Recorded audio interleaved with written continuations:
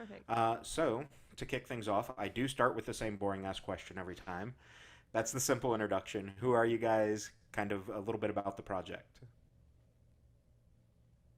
You go first. Okay, I go first. Yeah. Hi again. I am Hendrik, and I am the singer of the band Blacktooth, and I'm 35 years old and living in Leipzig, Germany. Wow, that was such a brief introduction. Okay, I'm Matti. I play guitars for Blacktooth.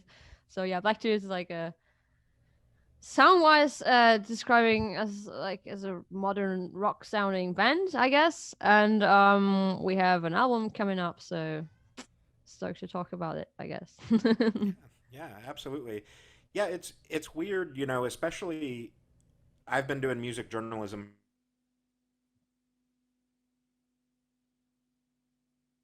is almost pointless. You know what I mean? Because like nobody fits in those boxes anymore. So I do think most people label you guys as like modern rock, but I've been able to listen through the new album a couple times now, Cool. and you've got a lot of like depth to this. It's not a surface level radio rock album by any means.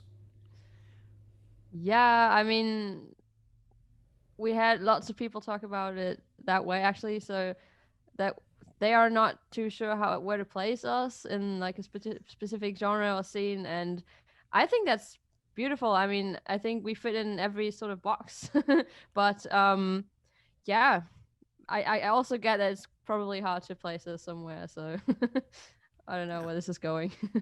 yeah, no, no. I think that's my point with that was like I agree with you. I think it's better when you don't fit in one of those boxes because like you don't want to be pigeonholed into cool, you're just a rock band and that's all you can do. Like you guys have so much versatility just even in this album that like I could easily see you going out on tour with rock bands or maybe even a little more into like metalcore or hardcore type bands. Like you've got a lot of depth and range in it. Yeah, and I mean, we did that. I think we played probably like three-quarters of our shows were like metalcore shows, and that worked. And also, a few weeks back, we played at this festival.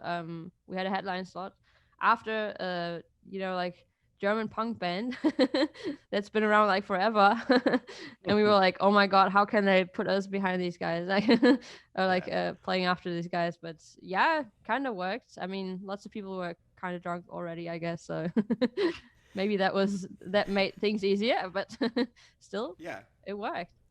Yeah, that definitely helps. Anytime you have, the drunk crowd, it, Oh it yeah. makes it easier. Yeah. So let's talk about the album a little bit. You guys are with a Rising Empire, which for anyone that's listened to my podcast, I've had a ton of their roster on.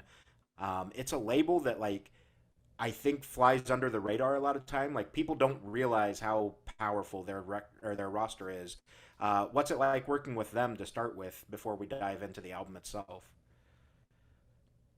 Do you wanna dive into this? Nee, go ahead. Go ahead, buddy. I go ahead. Yeah, Okay, yeah. so you're just there. That's fine. I'm just here. So yeah, it's like it's so exciting for us. Obviously, this is the first label that we've ever been on. So you get you have to step up your game a little bit. Talking about socials and everything, you gotta keep that content up, which is definitely a challenge for us now. But it's also cool to have like some guidance, whatever, through the whole process and the scene and yeah, the whole market, which is pretty rad. Yeah.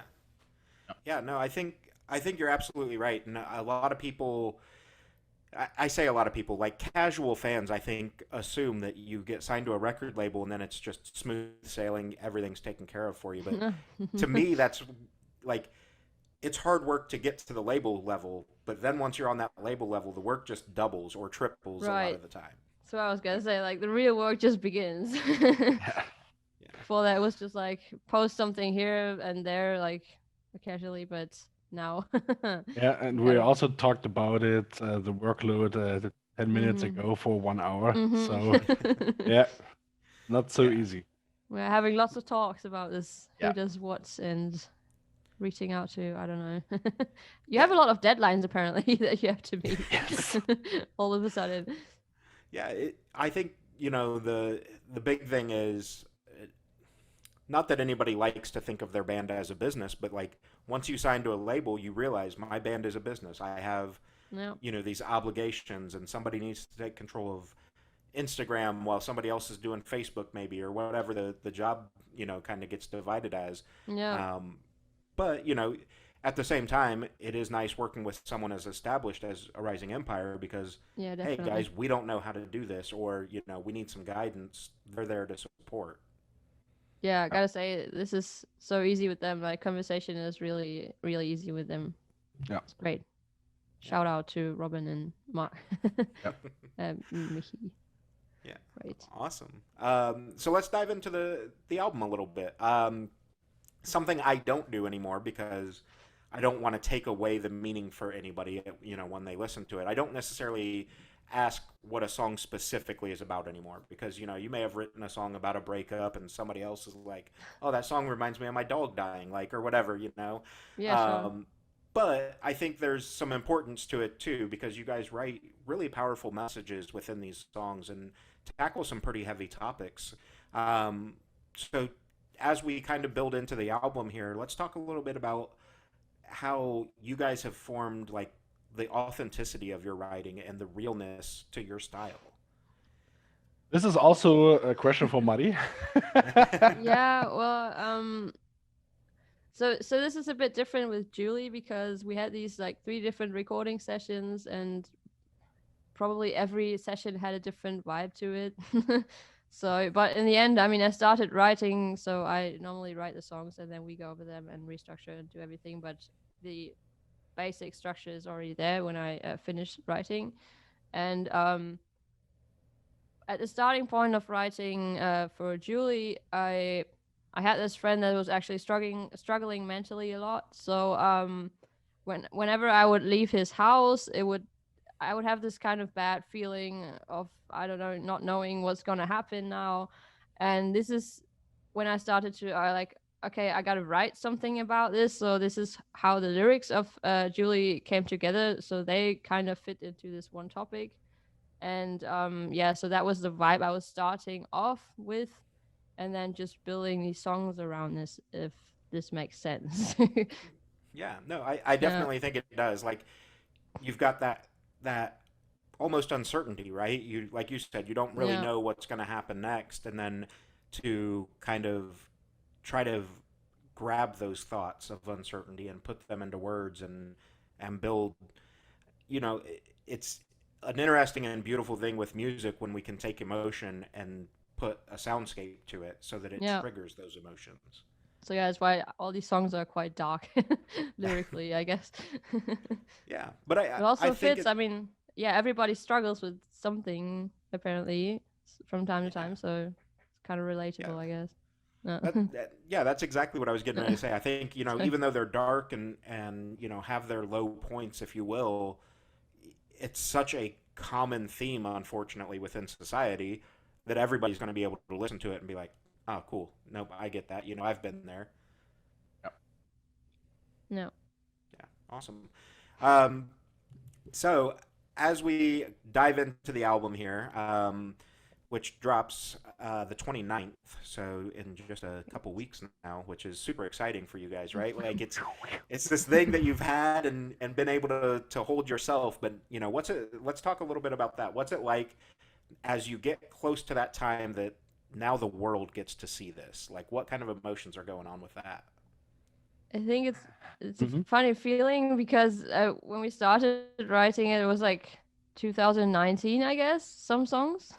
So yeah, the first song is like Pulse, for example, and then now giving it to the world is kind of like, for me, you're not that close or related to the songs as you were probably when you wrote them and recorded them. So this is, I don't know, but still sometimes you just listen back to the songs and think like, oh, I'm really curious of what the people are going to think about these songs. So sorry, but I didn't want to interrupt maybe. No. And do you want to? It's I would say the same, I guess. Yeah, well, I think especially knowing that now that some of these songs are pushing 3 years old, like it is easy to like I don't want to say disconnect from the song, but you know, you've grown through Yeah. the event that was happening there. So now it's like, okay, I'm looking back at it versus living in it. Yeah, definitely. But still, like every song release is like very exciting, and you think, oh my And god, and stressful. uh huh. So at the end, I'm very, very happy when the album is then out. Yeah, Yeah. you kind of have Because it, to. Yeah, yeah. sorry. Yeah, because when promotion started, it was February this year, and you're under electricity the whole time. You have deadlines and releasing stuff, and boy, it's very hard when you're working beside full time and or have Yeah. children, Mm. something like that, and then you have to take care of every release. So yeah, I'm very happy about in 14 days when the album is released. So yeah, but also very excited and proud, of course. Yeah. Yeah, and yeah, Y- when you listen to when you record a song, you listen to them. I don't know. I listen Million to the songs a times. million times, so it's nothing special for us anymore. But Right. yes, it's exciting to see what people say about the song. Yeah, Yeah, well, I will have definitely have to stop myself of checking numbers like all the time, constantly being on the Spotify artist app or something. Just like, oh my god, how yeah. many people are listening? Oh my god, this is not enough. I don't know, stressing out about Every it. day, yeah, every day. Yeah, no, and I think that is it's an easy hole to fall into though, right? Like, Mm-hmm. okay, we've done this thing, we've created this piece of work, and now I need to see how it's doing. And like, you know, I've said a million times on this podcast, like anyone that thinks an artist is getting rich off Spotify is fucking wrong. The payouts and royalties are not that great, but No. it does give you a really cool vision of like, okay, where are people listening, or you know, like Yeah. who is this connecting with? Yeah, Yeah, definitely. And also, I mean, it's still insane to us how many people have streamed the songs. I mean, before before You Never Know, which was the first single, was released. I mean, we had I don't know how many monthly listeners. Do we have like 200. 150 or something? Yeah, 150. Yeah. And now like it's going up, but still, I Yeah. mean, just crazy in your head about numbers all the time. Well, I think it'll be cool, you know, as this comes to full realization. Um, you know, those numbers also help for figuring out tours and stuff like that. Like, okay, we know that we're tracking really well in these areas. Like, we need to go see those people versus, you know, the states are obviously a little different when you run into like the massiveness of the country. So like, it's Nope. easy to say, oh, I need to go to Chicago, but then when you look at numbers, it's like, maybe I don't need to go to Chicago. Well, I mean, apparently then we would have to come to the States, I guess. Yeah. Well, hopefully, because you know, I think there's a lot of potential for you guys over here. I would love Um, to. yeah, yeah, for sure. We'll figure out how to make that work. Yeah. So diving into some of the tracks here, like I said, I've got to listen to it a couple times through, and there were a few that like really hooked me in. Oh, And I want to kind of kick off with Savior. yeah. So again, I don't necessarily ask specifics on it, but like there's obviously like a real raw emotion to this song. Like, what's it like getting in that headspace to start writing about this sort of stuff? Mm, well, that came about when I was again talking about this whole like mental state of some friends I was having at the time, and you know, I love to be somebody that people can talk to and everything because I like to engage and I like to help or whatever. But sometimes I think like sometimes you just need the help of a professional. So I can't be the only one you can talk to because this is too much for me. I don't Right. know what I'm doing. I'm obviously not trained for this situation.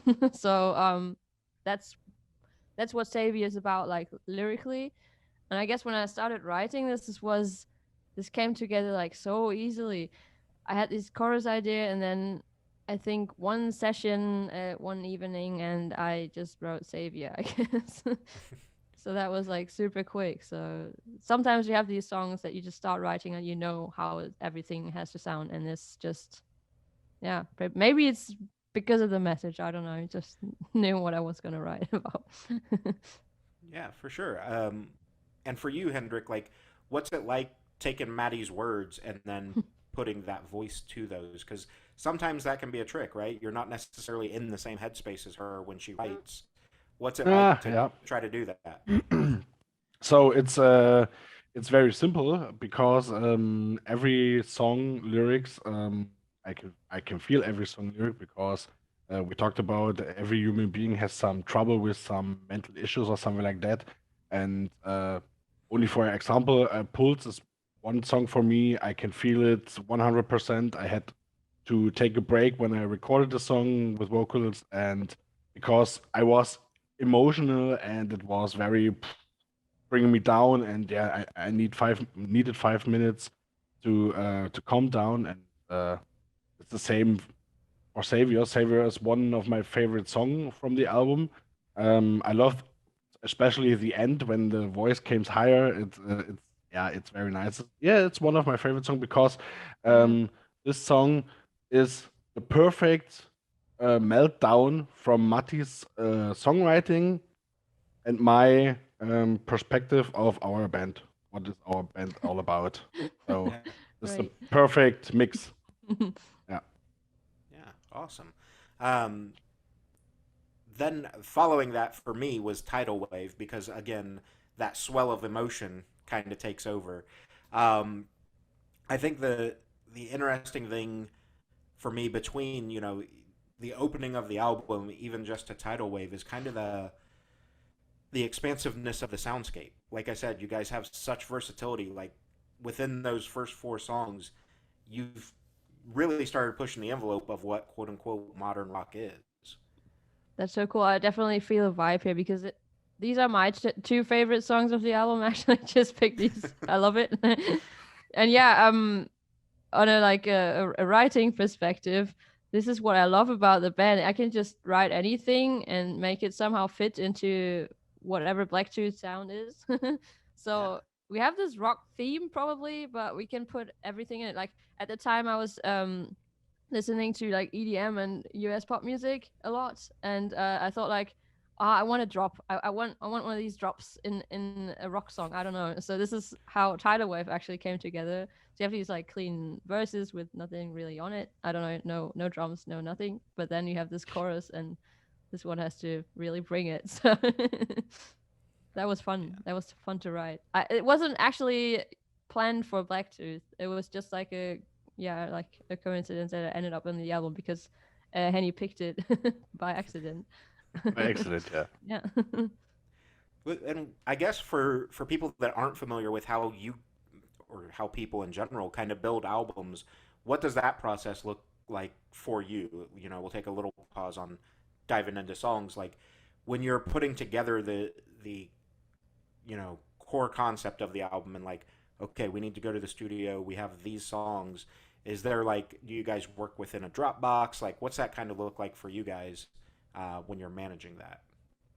You wanna? It's yeah, it's also very simple. We are working with a Google Drive, and Madi is writing some demos, or not demos anymore. She's writing Demos, yeah. and finished Like songs, sort of and pre-production. yes, and send us the link, and yeah, we listen to the song and say to her maybe yeah, this part is not so cool. Check this part or something like that, and this is a very, very good and easy way to write songs, or yeah, for us. So at at the beginning, it was very hard for me because I was the former guitar player in the band when I changed only to vocals, and I was writing the songs. And yeah, now it's for me is totally perfect. I trust her 100%, and yeah, you can hear she's a genius in what she's doing, and yeah, it's a given and taken. In Yeah. German, you would say geben und nehmen. Uh, Right. yeah, I Yeah, can't be awesome. happier. Yeah. That kind of works out for us now. Yeah. Like our drummer usually also comes along and puts his drum lines under the songs. So because I'm not a drummer, just not. Yeah, we have a drummer. I forgot. Yeah, we have a drummer, and we have a MIDI bass. Wow. For the pre-production, we did. Yeah. Okay. Yeah. No, and I think that's a really cool way, you know, like obviously, like I said, I've been doing the music journalism thing for so long now that like it it's cool to see how technology has advanced even the songwriting side of things because it used to be literally pen and paper, maybe an acoustic guitar, and if you weren't around the homies, like cool, hope I remember that. Like there's not a real good way to send stuff. I mean, that's what we did with our first album, basically. Nobody had any equipment, like recording software or anything. So we just sat in the rehearsal room and had to record. So, or not record, but yeah, memorize. With mobile phone recording. I remember, getting in the studio with Chris, our producer, and we didn't have anything. So he was like, "So we're just starting like a guide track, whatever." He was like, "How?" But this is old school. Yeah. Yeah, no, and I think that knowing that says a lot about the versatility, but also like the maturity of the band, right? Like to be able to do it as bare bones as necessary, but also to move into this much more fluid fashion for it. Yeah, I mean, it gave us this deal with the Rising Empire apparently because we started writing songs differently, and then they teamed up with us. So yeah, cool. Yeah, that's super cool. Another one. Hendrik already touched on it a little bit. Pulse is obviously, you know, the lead single, kind of like the song to start showcasing off this album. I think it's kind of a no-brainer that this is the single. You know, like there's so many solid songs on the album, but when you look at it from a playlist or radio play type of situation, Pulse is the easy pick.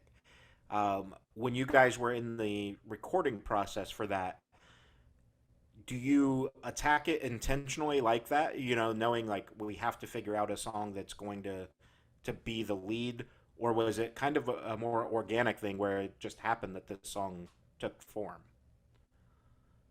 I think we had the pre-production, and from that I think we were already getting that vibe of maybe this is gonna be a single, and then we recorded it, and also we decided to put Kazim from Ex Alaska on the track as well. So when he sent us his files, we were like, yeah, come on, it's gotta be single. I was 1 second away to leave the band when I heard this part the first time. Yeah, it was. I mean, he has such a great voice. Yeah. Yeah. Yeah. What's that like for you, Hendrik, when you work with another artist, especially someone like him, that you know you can see not only that respect, but also like I guess maybe like a little bit of imposter syndrome kicks in. You know what I mean? Like, man, is he better than me? Like, do I deserve to do this? To be honest, yes, I had big problems at the when this part came in, and I really thought about wow, he is 10 times better than me, and but then Matti and the rest of the band says, "Hey man, you don't need Kasim for the song that the song can be big." So yeah, and I think I'm man enough to say, yeah, okay, he is a different singer than me. He's more the soul and jazzy singer, and I'm a rock pick when I say this. So it's okay. We are different. He has a wonderful voice, and I think I also can sing a little bit.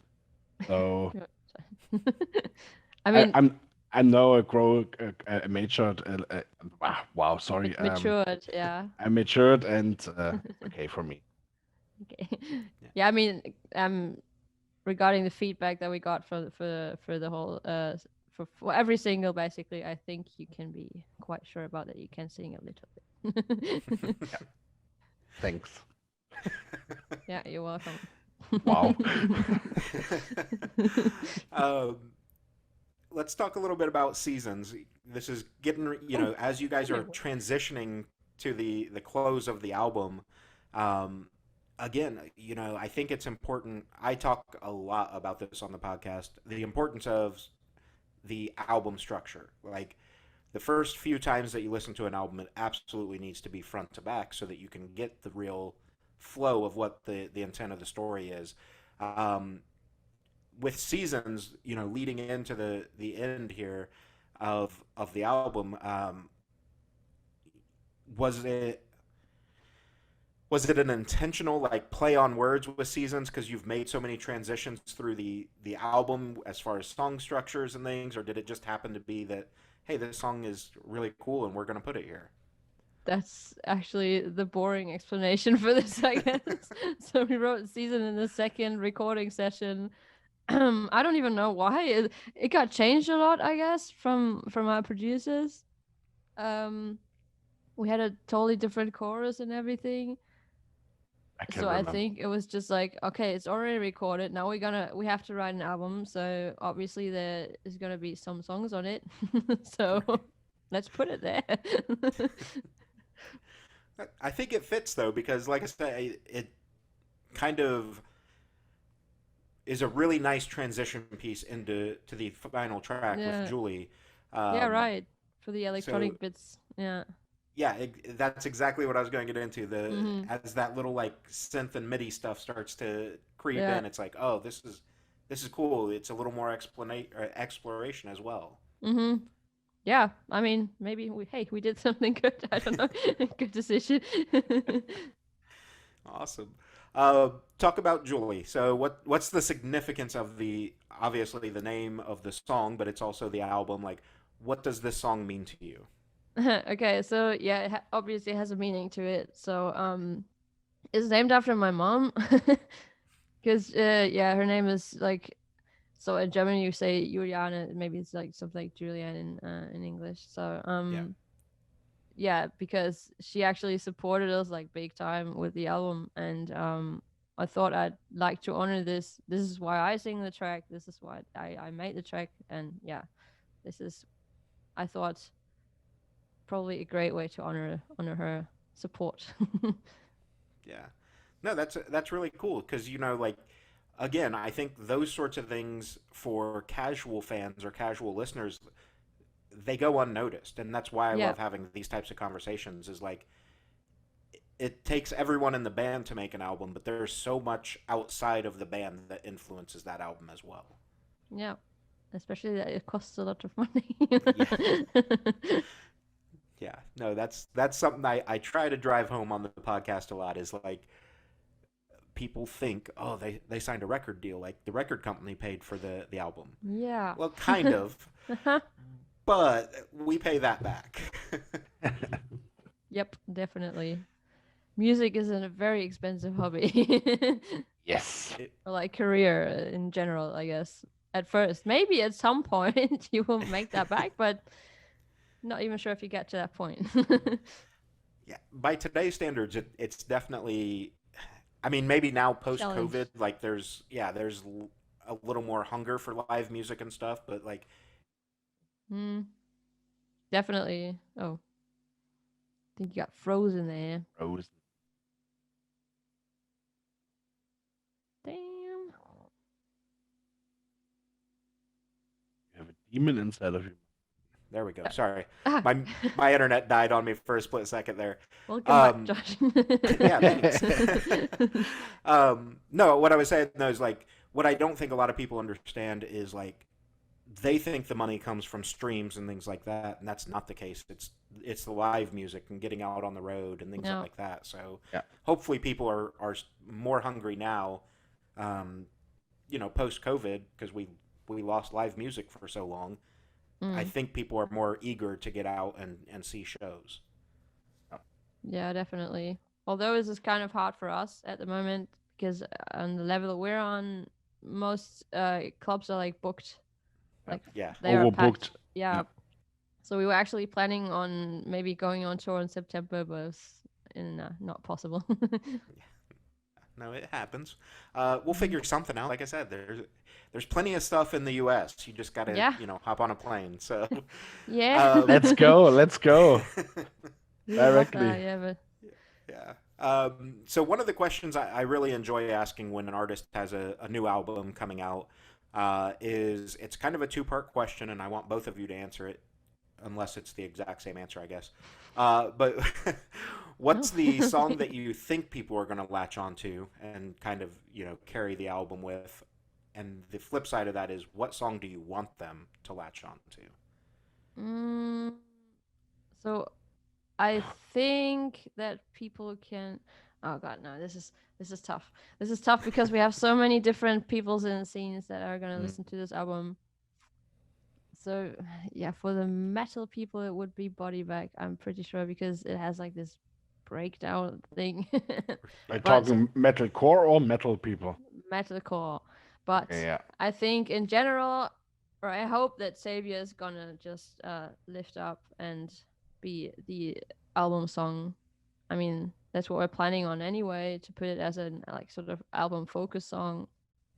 But yeah, like I said, my favorite is Tidal Wave, so I would love if people just dig into Tidal Wave just for. I mean, I know it has a very, very yeah, deep and dark vibe, but the song is such a, I don't know, happy song that I don't know, I love listening to it still, even though I hate most of the songs I write Wow. after a certain time. It just happens. I don't know. Good to know. Yeah.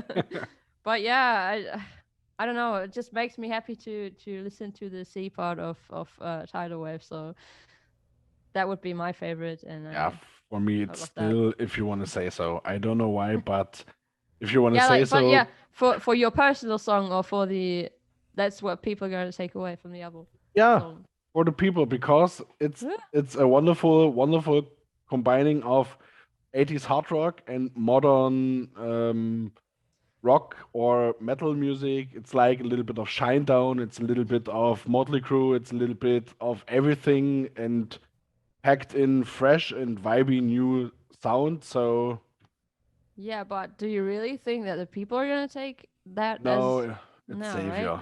It's still Savior. Gotta Okay, be safe. it gotta be We'll Savior. see. Yeah, We'll see. I'm Yeah. very curious of how they're gonna take Body Bag, especially the metal because of the name metalcore or crowd. because of the song. No, not the name, but because of the heaviness of the song. I don't know. Heaviness. It's It's the heavier than heavy, the heavy. others. I Yeah, don't you are totally. know. Yeah, you're totally right. Yeah. Yeah. Yeah. No, I mean, it's definitely, I think, the heaviest on the album. And I think for me, the one that I see people grabbing onto is probably Pulse. Obviously, with it Oh. being a single, that helps a lot, but just because it's already had the exposure. But I think for me, I want Tidal Wave to be the one that really gets Yay. gravitated to as well. So I'm telling you, there's something in that song that Right. it was the first song that I went back to. I played it straight through twice, and then the first song I went back to was Tidal Wave. See, but it's also like growing on people. When we recorded Tidal Wave, I think our producer was like, I'm not sure what to do with this one. Let's just record it. And then after we finished and did a little bit of producing work here and there, he was like, I actually really like this song now. Hendrik, you better get used to singing it because it's going to happen. I mean, it's one of his favorites too. You can't... Yeah. Yes. It is. It is. Yeah. We're And gonna play if it's you want to say so. We're gonna play it anyway. yeah. It's gonna be If the you want, opener. yeah. Tidal Wave is, by the way, one of the easiest songs to sing live, and Pulse is one of the hardest songs I ever sung live on stage for real. Well, Yeah. But we have to play both, so no choice. get the oxygen. Yeah, start doing the cardio now. For you guys, you mentioned the live show. So obviously, with some of these songs, they've existed for a long time. But how much of that plays a factor when you are kind of in that formulation standpoint of the song? Like, what could we do to make this more fun live? Like, does that play a factor, or is it we just have to worry about the message of the song, and we'll figure out cool stuff later?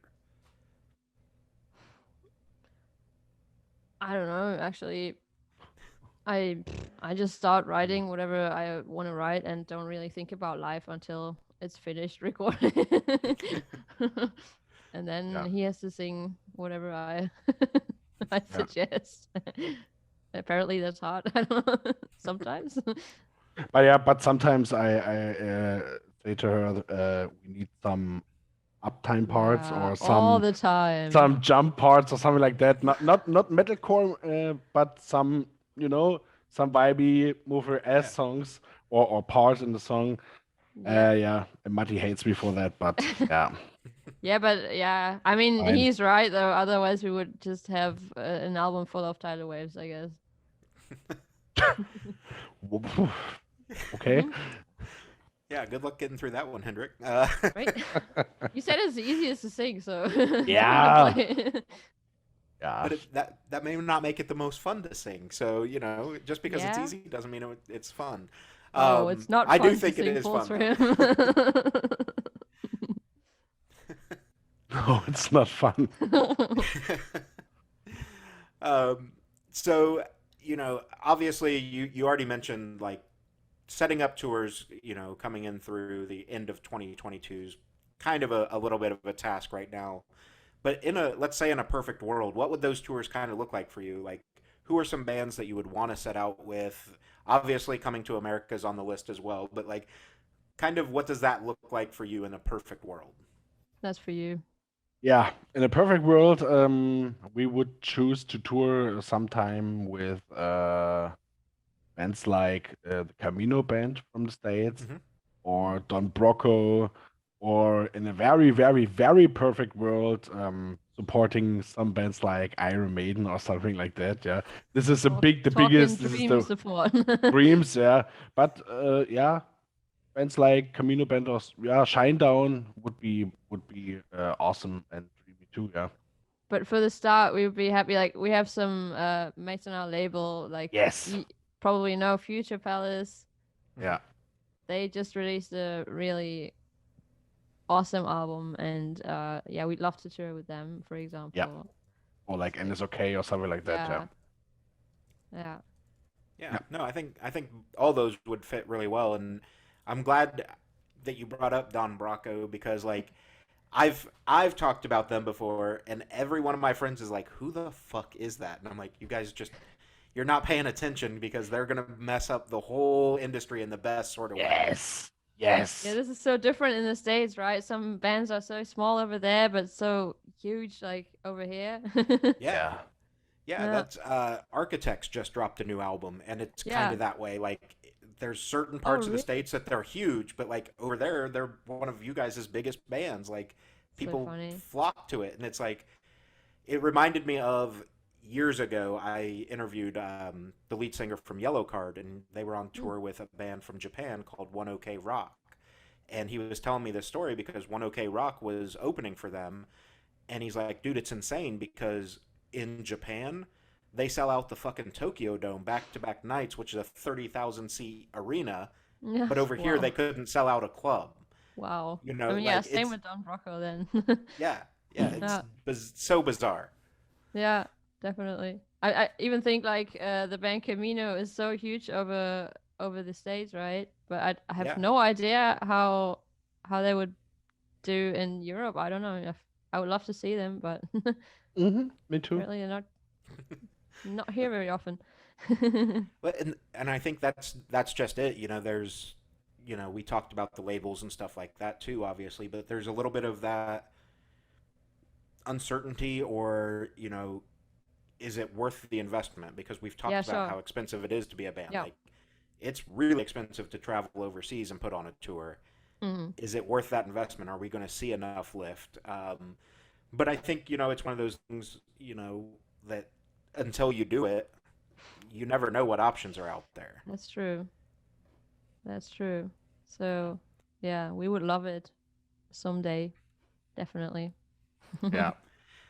Um, so other plans for 2022, are there like music videos? Kind of what's the plan? Obviously, don't get in trouble with the label if you're not allowed to talk about it yet. No, But that's fine. yeah. So, I mean, if you consider the whole typical cycle of musicians putting out albums, for me, it would be going straight back to songwriting and start writing another one. Yeah. I don't know. Preparing for So, next album, yeah. yeah, but obviously, I mean, we have to check out our live show, choose the songs for the live set from now on as soon as JULI drops. I mean, we already chosen, but now we have to like practice and Yeah. prepare a killer set.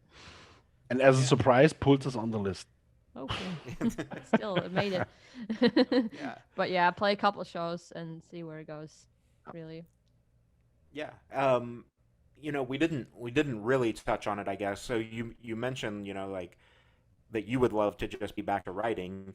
How hard was it, to do this album with some of these songs being pre-COVID, and then obviously recording and doing all that over the course of COVID lockdowns and things, and to just be sitting on this and going like, I just want it out there so I can move on.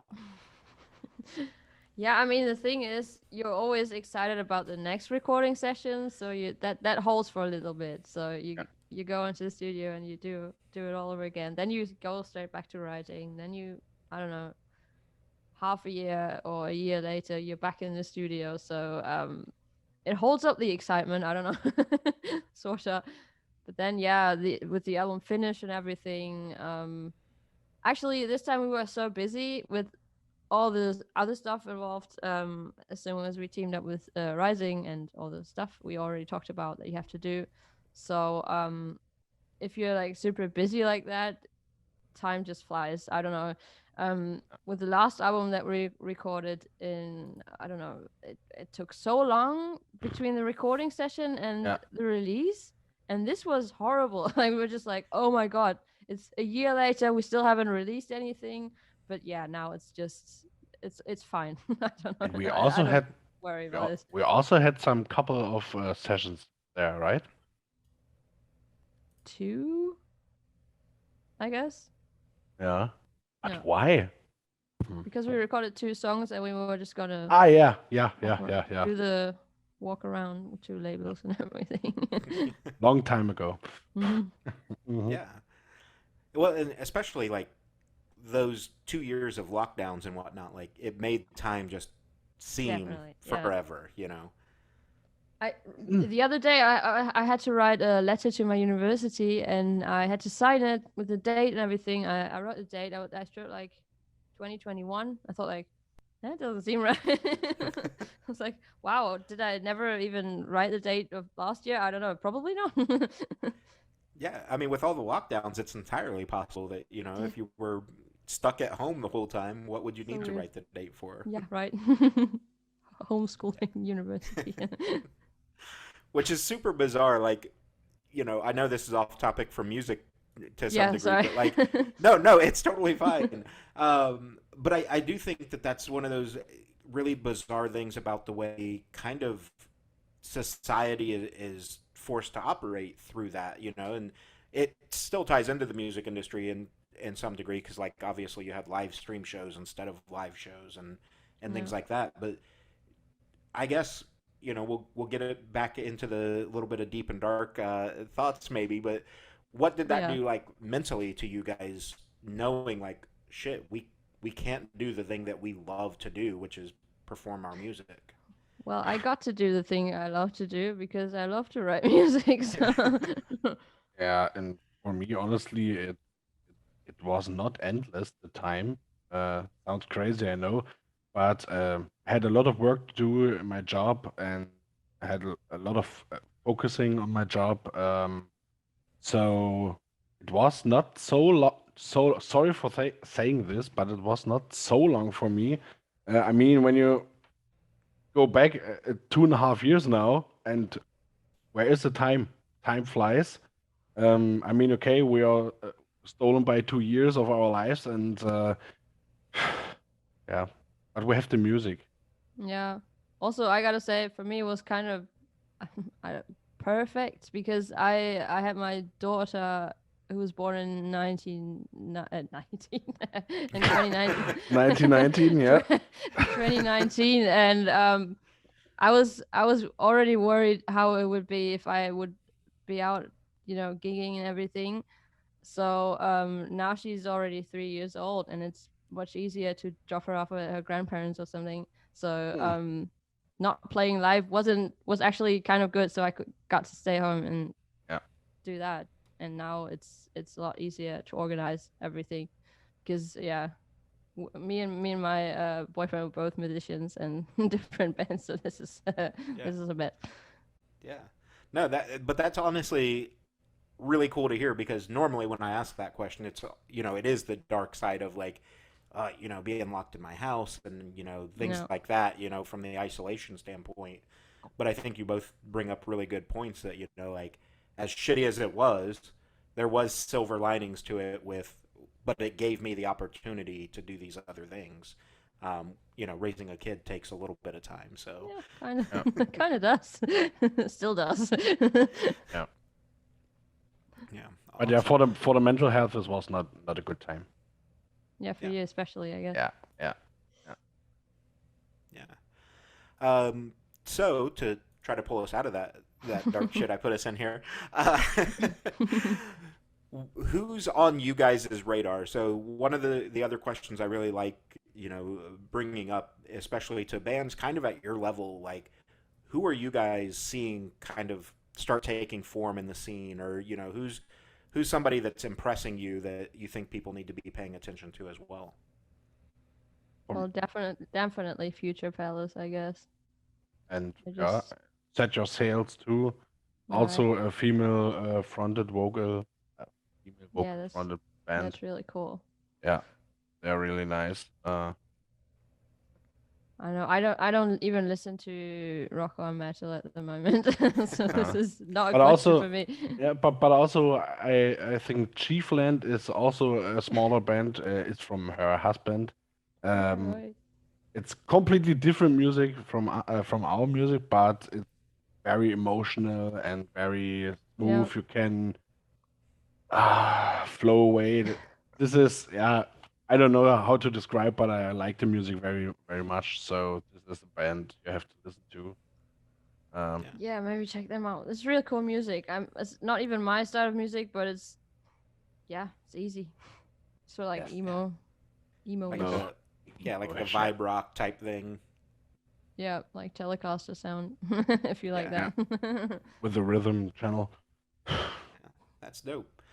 So to kind of transition in and kind of wrap things up here for us, obviously, we're going to promote the album and things like that. What do you guys have kind of partnered with Arising and whatnot for, are there LPs? What kind of merch is coming along with the album? Is there plans for any of that sort of stuff? Well, I mean, we have 2 shirts in all the shops that you could already pre-order. Yeah, one is like the typical album design, and another one that we just put together with our lovely guy who's doing all the artworks for JULI. And apparently we get asked that a lot if there's vinyl coming up for the album, and we would love to, but not yet, maybe later. For now we just have the CDs, but yeah. I mean, vinyl is so fucking expensive. Yeah. I know for a fact the average listener does not realize how fucking expensive it is to print vinyl. And it's also, the thing is that you have to print a certain amount, because they wouldn't go under, I think, 500. And for a newcomer band like us, this is would be kind of a gamble for everyone. So maybe if the streams are up and good, maybe then we can put a vinyl out. Yeah. No, it's insane. I was talking to an artist about it, because they had the album coming out on vinyl, and then they had 3 different variants with the different splatter designs and stuff. Holy shit, guys! What are you wanting? It's insane the amount of money that you're putting in. And they said kind of the same thing. It's a gamble, but we feel like we're right there on the edge of being where we want to be.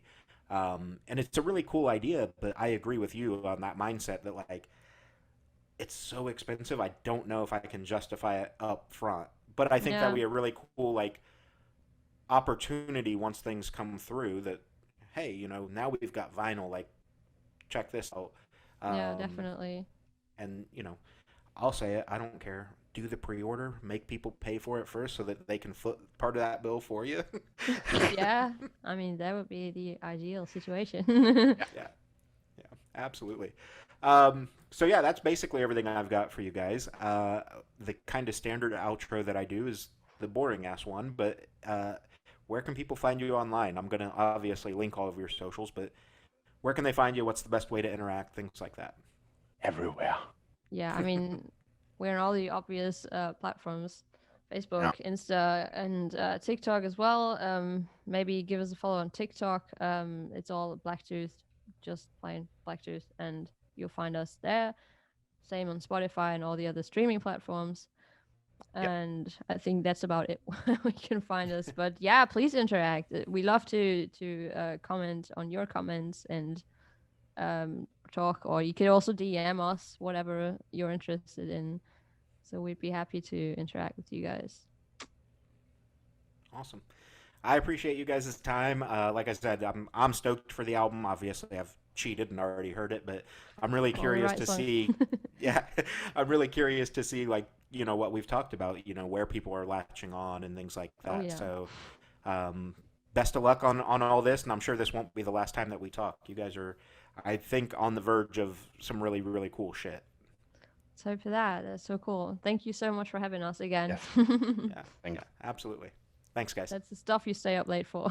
Yeah, yeah, exactly. Awesome. Have a good night. Have a good day. Bye bye.